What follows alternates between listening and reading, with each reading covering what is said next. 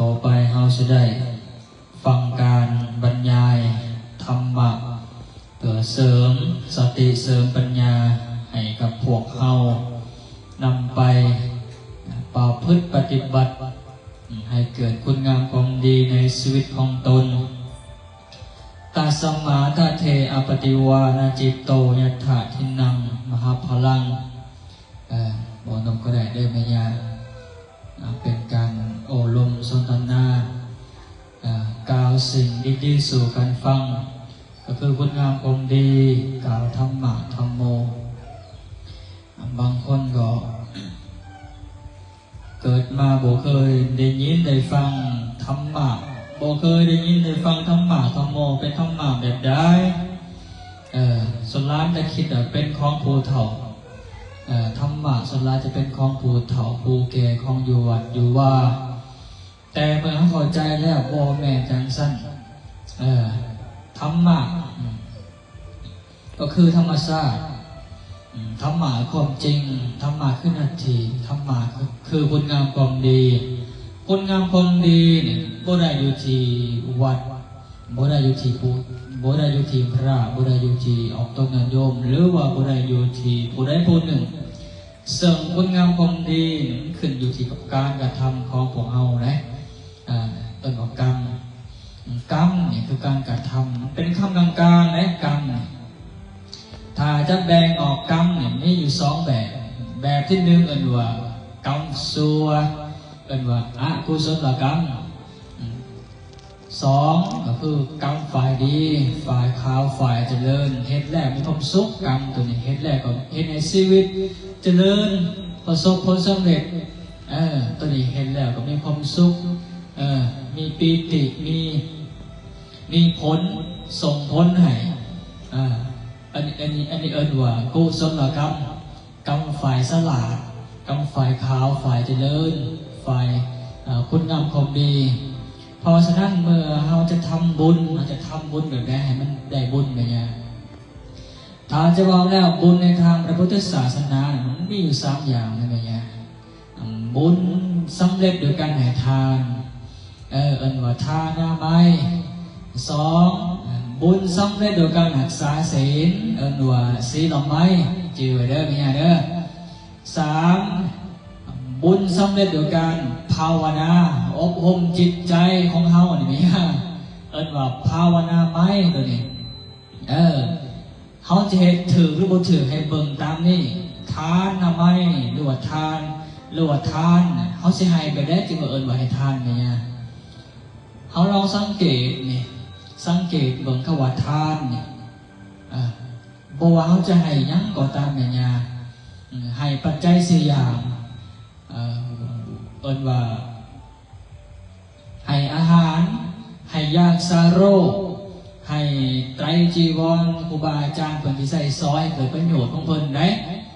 ครูบาอาจารย์เพิ่นใส่จีวรใส่ผ้าสบงใส่สังฆาใส่ไตรจีวรบ่แม่นสิเอาเสื้อผ้ามาถวายเพิ่นบ่ได้นุ่งไปเขาต้องถวายจีวรให้เพิ่นถวายมันถึกกับเพศของเพิ่นบ่แม่นเพิ่นสิใส่ส่งใส่เสื้อใส่หมวกหรือว่าใส่ด้วยคันว่าถวายน้ำก็ถวายน้ำปั้นน้ำดื่มบ่แม่นถวายเหล้าถวายเบียร์ต้องรู้จักการให้นะบางคนก็จะได้บุญแต่ว่าบุญจากวิธีศึกษาการให้ทานถูกต้องมันก็เลยบ่เกิดประโยชน์ได้ไหมเนี่ยการจะให้ทานมันต้องเลือกเฟ้นอีกนั้นเลือกเฟ้นแบบไหนเลือกเฟ้นที่มันดีเฮ็ดเลือกเฟ้นเลือกให้ทานเจาะจงก็ได้บ่เจาะจงก็ได้แต่ส่วนร้ายเนี่ยคนเฮาก็อยากเจาะจงหรือว่าคิดซะว่าเอิ้นว่าอีหยังก็ถ้าเข้าใจทานบ่เจาะจงก็ให้สัตว์ที่ได้สร้างก็ได้บุญคือกันเอิ้นว่าบุญมันจะเกิดขึ้นตามลำดับตามคุณภาพตามคุณภาพนะ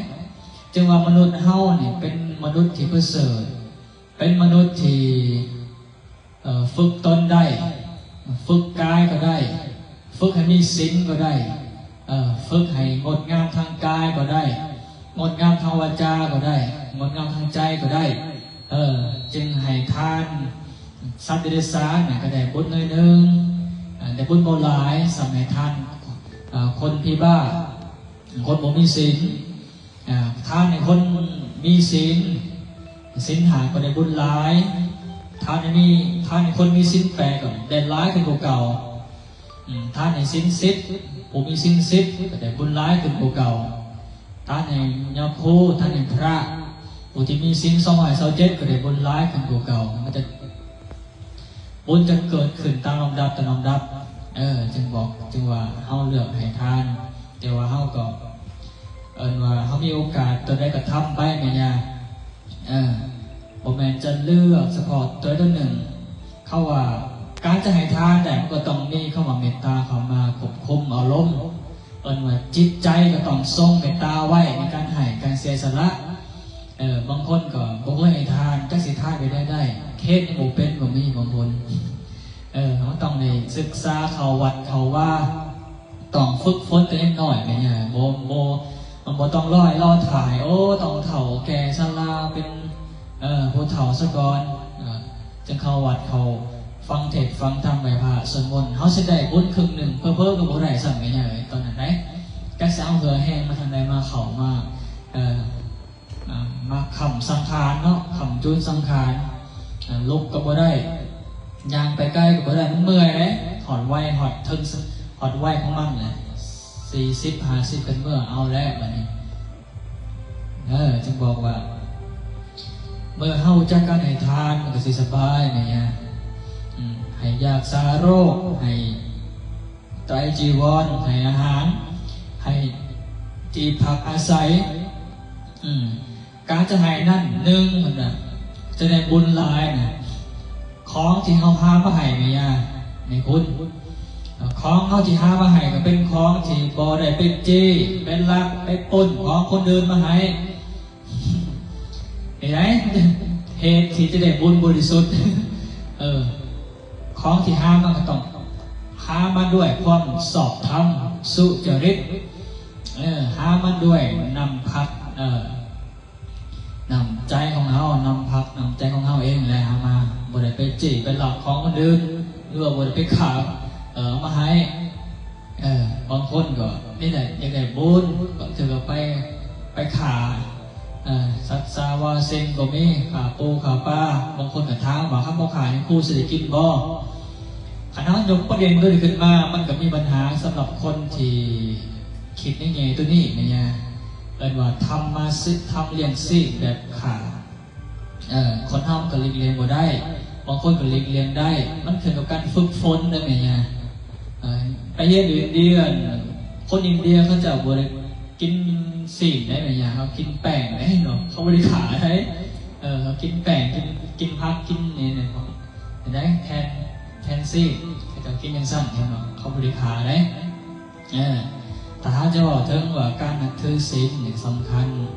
เราก็ต้องบกขาและเป็นนับการเอาหลีกเลี่ยงได้ก็หลีกเลี่ยงไปก็เป็นบารมีของตนเนี่ยเป็นทานะบารมีของการให้ทานยังก่อนแล้วแต่ที่มันเกิดคุณเกิดอานิสงส์ทานแล้วบ่มีโทษบ่มีภัยทั้งต่อผู้รับและผู้ให้ก็เป็นบุญตัวนี้ของที่ห้ามมาเป็นความบริสุทธิ์ได้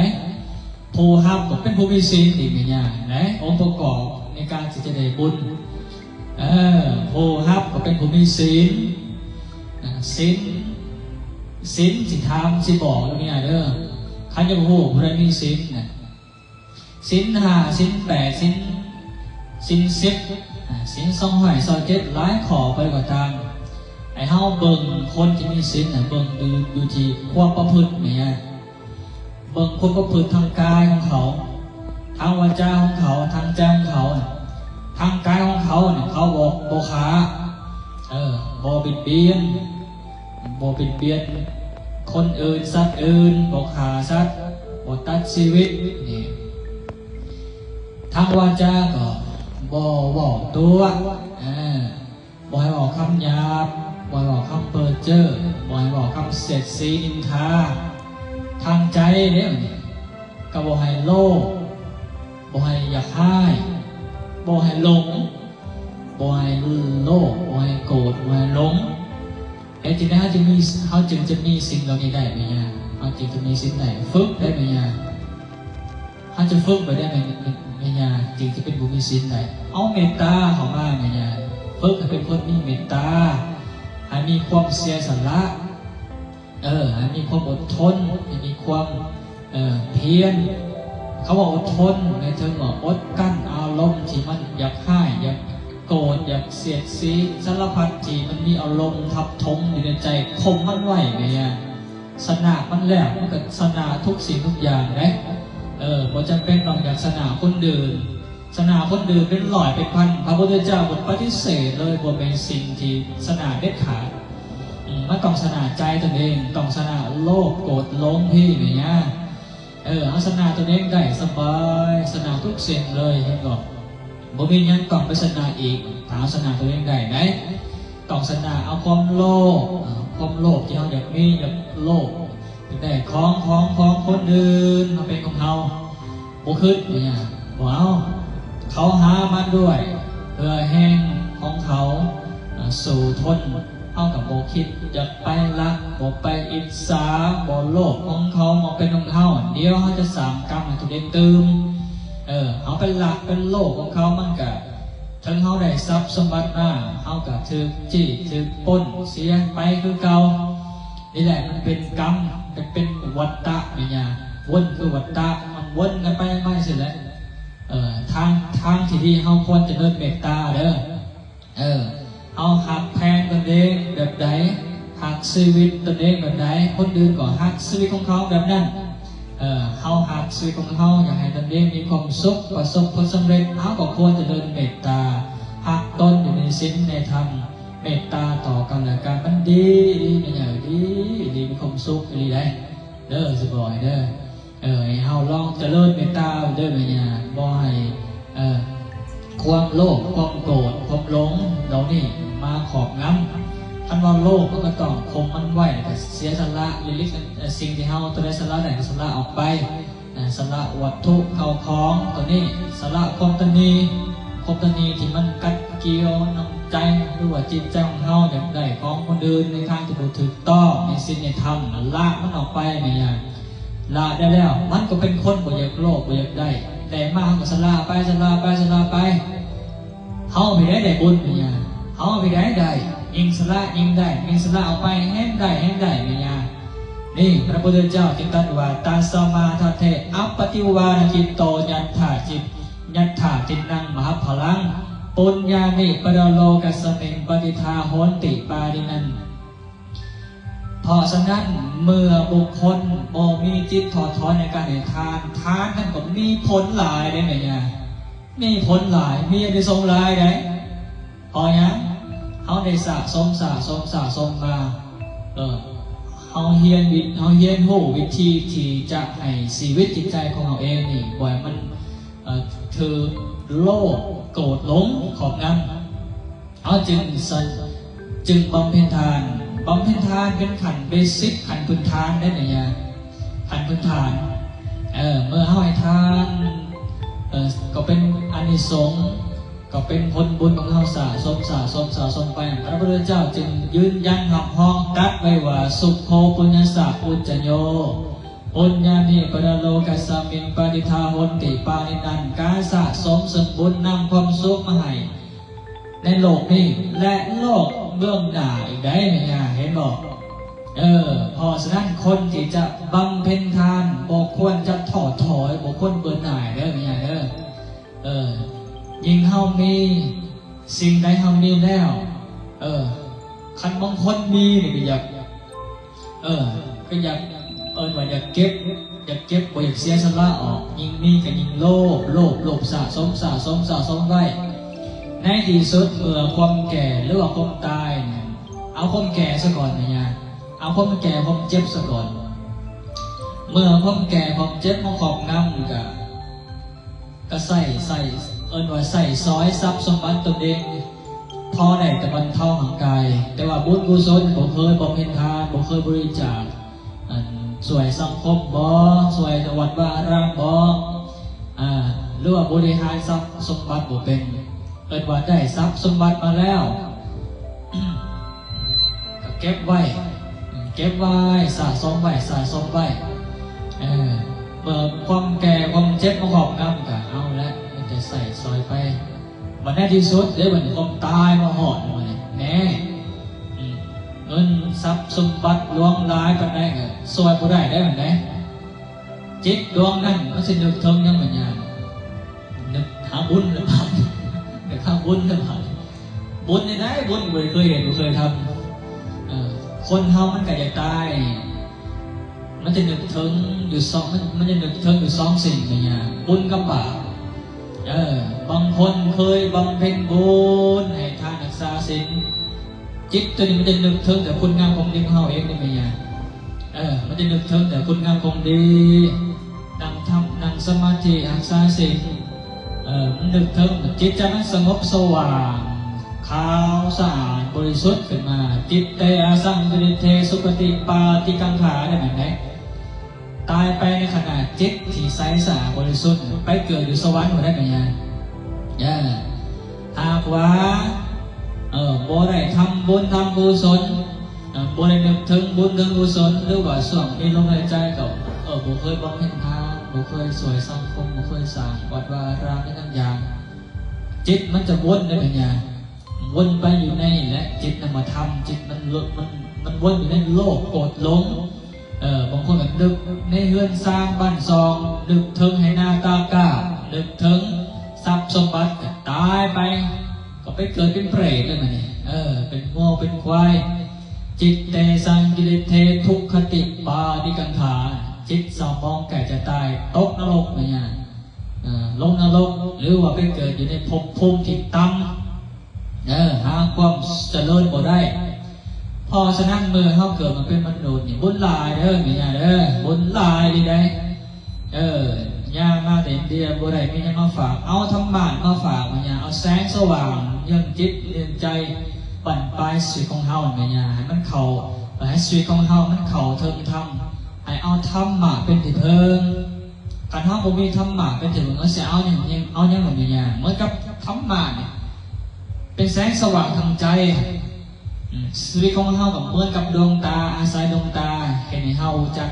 ทางเดินได้เห็นบ่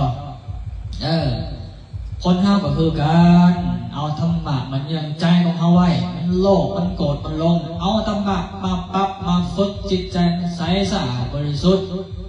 มันกับตาเฮาดีมันก็ย่างไปมันก็บ่เหยียบขี้ต้มบ่เหยียบน้ำบ่เหยียบสัตว์บ่เหยียบไฟตาดีก็เห็นในชีวิตบ่เจ็บย่างไปมันก็เลีกเว้นจากคุ้มจากหญ้าจากน้ำเขาเอาธรรมะมาผึ่งทางจิตใจมันก็บ่โลภบ่โกรธบ่หลงชีวิตมันก็มีความสุขไม่ใช่ไหมคนเฮามันต้องใส่ปัญญาดำเนินชีวิตของตนเองคันว่ามีปัญญาดำเนินชีวิตนี่แล้วซะไปคบคนพาลกับพาไปทางที่ผิดทางเสื่อมเขาก็แล้วมันจากเส้นในชีวิตมันมืดมนแก้ไขยากไงคันเป็นขบคนพาลยังเส้นผัดเจ้าอัสสาสัตตูไปขบผัดเทวทัตเป็นเส้นเป็นคนพาลไม่ขาพอตนเองแก้ไขบ่ได้เลยบาปนักเลยเห็นบอกเอาต้องขบนักปราชญ์บัณฑิตไว้สมาคมนักปราชญ์บัณฑิตไว้เหตุยังทำยังไงให้เอาบ่าวพุทธพระธรรมพระสงฆ์ไว้ในใจของเราอย่าประมาทในชีวิตใดพระพุทธเจ้าเป็นตรัสไว้เป็นย้ำแล้วย้ำอีกอันตธานีพิกอัญญมันติมาบอกแบบนี้ก่อนดูก่อนภิกขุทั้งหลายบัดนี้เขาก็เตือนท่านทั้งหลายว่าสังขารนั้นนักบัวมีความเสื่อมไปพวกท่านทั้งหลายอย่าประมาทให้นาทีของตนให้มันสำเร็จนาทีของตนสำเร็จกับไปสวยนาทีของคนอื่นที่เขายังมีทุลีหน่อยมีกิเลสหน่อยไปสวยเขาไปสวยกิจของเขา เมตตาต่อเขาอีต้นเขาลองเมตตาปรารถนาหวังดีต่อต้นและคนอื่นช่วยเขาอันนั้นยังช่วยไปโดยบ่หวังสิ่งตอบแทนนี่เป็นเมตตาเห็นบอกพระสุวรรณสามวันอดีตศาสตร์ของพระพุทธเจ้าเป็นบำเพ็ญเมตตาเนี่ยเลี้ยงพ่อเลี้ยงแม่ฤาษีพ่อแม่เป็นฤาษีวันหนึ่งถืองูเห่าพ่นพิษใส่ตาบอดสุวรรณสามก็เสียใจแล้วก็ห้องไห้เสียใจห้องไห้ก็ห้องขึ้นมาเสียใจเลยก็ดีใจเหมือนกันสองอย่างเสียใจพออีต้นพ่อแม่มาตาบอดดีใจพอตัวเองได้เลี้ยงพ่อแม่อย่างเต็มที่เห็นไหมองค์พระสุวรรณสามนอกจากเลี้ยงพ่อแม่แล้วทรัพย์ประสัตสัตว์นานาพันธุ์ในป่าดงพงไพ่ก็เป็นเพื่อนก็เพิ่นพ่อเพิ่นมีเมตตาได้เพิ่นบ่ฆ่าบ่หายบ่ตีบ่ขายได้หาสุนันซามอยู่ในป่าในดงบำเพ็ญศีลบำเพ็ญตบะมีมื้อหนึ่งพระเจ้าปิญญาณนาคราชก็เพิ่นเอาไปล่าสัตว์ไปเห็นพระสุนันซามอยู่กับสัตว์กำลังตักน้ำยิงธนูใส่เพิ่นตกเลือดอาบเลยบ่หายบ่โกรธอีกเมตตาสุดท้ายมันก็ฟื้นมาด้วยบุญญาบารมีเมตตาอานิสงส์ของผลในบอกในยาจึงบอกว่าผู้ใดเจริญเมตตาภาวนาจะได้อานิสงส์11ประการหนึ่งในนั้นก็ศัตราอาวุธทำลายบ่ได้ทำลายบ่ทันตายมีเลยขณะเจริญดีๆเขาโอ้โหเดี๋ยวหอดพมโลกไทยแผ่ไปทั่วมดเมตตาพระพุทธเจ้าตรัสว่าเมื่อเจริญแล้วเราสรรพสัตว์ทั้งปวงก็ได้รับความสดชื่นแจ่มใสสงบสุขเหมือนกับฝนตกลงมาพืชวัตพีพึ่งสาป่าไม้ก็ห่มเย็นสดชื่นได้ไหมยาเมตตานี่สำคัญพระพุทธเจ้าจึงตรัสว่าโลโกปทัมปิกาเมตตาเมตตานี่เป็นเครื่องค้ำจุนโลกให้โลกสงบสุขเนี่ยแม่น้องให้เฮาคิดดีๆเด้อว่าเฮานี่มาถือหรือมาถือทางหรือมาผิดทางให้เฮาคิดแล้วคิดอีกเพื่อปัญญาของเฮามันเกิดขึ้นคันเฮาออกจากศีลจากธรรมไปเอาโมโหเลยผมเฮาอยู่ในแวดล้อมวงนักปราชญ์บัณฑิตผู้ที่มีสติมีปัญญามาบอกมาสอนมาแนะนำให้คันเฮาบ่ได้อยู่ในแวดล้อมของนักปราชญ์บัณฑิตวงศีลวงธรรมเอาอาจจะไปติดคนพาลคนบ่ดีกินเหล้ากินเบียร์หรือว่าติดการพนันต่างๆจนเห็นชีวิตติดลบมันก็แก้ไขยากเสียเวลาของเฮาอีกพระพุทธเจ้าจึงสรรเสริญให้คบนักปราชญ์บัณฑิตให้ลีกเว้นคบคนพาลให้มันฟังเทศฟังธรรมให้เป็นแสงสว่างนี่จะบอกว่าให้เฮานะเบิ่งคนที่มีศีลบ่ดีความประพฤติทางกายวาจาใจได้ไหมเนี่ยเด้อผู้เขาเว้าดีเว้าคำจริงเว้าคำสื่อสัตย์เว้าเป็นคำเห็นยังทำยังมันเกิดเจริญบ่โลภบ่โกรธบ่หลงต่อมาก็ภาวนาคือการอบรมพัฒนาจิตใจของเฮามันผ่องใสอยู่ตลอดเนี่ยเหมือนกับเฮาอาบน้ำเมื่อนี้อาบน้ำสุสบู่ใส่ยาล้างวัวทุกแถวแต่ว่าเฮาไปเห็นเวียดเก็บงานมันเห็นในทางกายเฮาสมองเปื้อนก็มาสำลักอาบน้ำไหมคือการภาวนาก็คือการเนี่ยเป็นการเน้นมันอยู่ที่จิตใจภาวนาจิตใจตัวเองได้ป้องกันไว้บ่ให้โลภบ่ให้กิเลสบ่ให้นิวรณ์เข้ามาครอบงำใจของเฮาเนี่ยการเฮาป้องกันได้ก็เป็นการสำระใจของเฮาสะอาดบริสุทธิ์สจิตตปริโยทปานังการสำระจิตใจให้เขาสะอาดได้ก็เป็นมงคลเนี่ยบ่แม่นในจิตใจตัวเองต้องโศกเศร้าเสียใจคิดถึงอนาคตอดีตบ่ควรเด้อเนี่ยเด้อให้อยู่กับปัจจุบันนี่ได้พระพุทธเจ้าสอนให้อยู่กับปัจจุบันบ่ต้องไปขัดเรื่องถึงมันดอกอนาคตมันสิเป็นดีเป็นหน้าก็เป็นอีกเรื่องนึง คันเฮาเฮ็ดทันทีของเฮาได้ในปัจจุบันนี่มันอาจดีเองอนาคตตั้งรักตั้งมั่นเหมือนกับเฮือนสร้างมันมีเสาพื้นฐานดีแหละบ่ต้องย่านสิฮักสิเพอันเสาบ่ดีห่วยก็ลมพัดน้ำกับเอาแล้วฮักทับแหละคนเฮามีนักหมั่นดำเนินชีวิตในปัจจุบันมันก็บ่คิดถึงอดีตบ่กังวลถึงอนาคตอยู่กับปัจจุบันเรามันก็มีความสุขจึงบอกว่าให้เฮาดำเนินชีวิตของตนด้วยปัญญาด้วยญาณเด้อมันจึงเห็นเฮามีความสุขความเจริญหรือยังทำยังจึงบ่ประมาทจึงบ่ตายจากคนงามคนดีเอาให้เฮามีแต่ความสุขความเจริญสุขสมหวังในชีวิตของตนสุขกายสุขใจกุศลคุณธรรมปกปักรักษาคุ้มครองให้ได้ดวงตาดำสู่คนด้วยเถิด